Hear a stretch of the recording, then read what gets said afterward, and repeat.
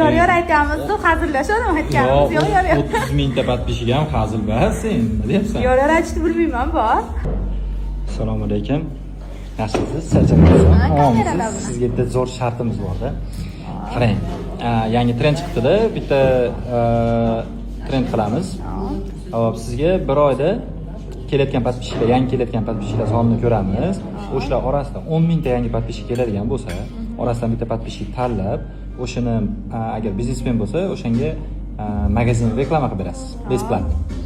Ikkinchisi, 30 mingdan 50 minggacha podpishchi keladigan bo'lsa, o'shani to'yiga borib, podpishchilar orasidan tanlab, to'y bo'layotganini immindan tanlab, o'shani to'yiga borib, trenddagi gapingizni aytib berasiz. Keyin plyus. Mikrofonga chiqib. Ha, mikrofonga chiqib, hammaning ichida albatta. Iltimos. Keyin buni yana bitta sharti bor.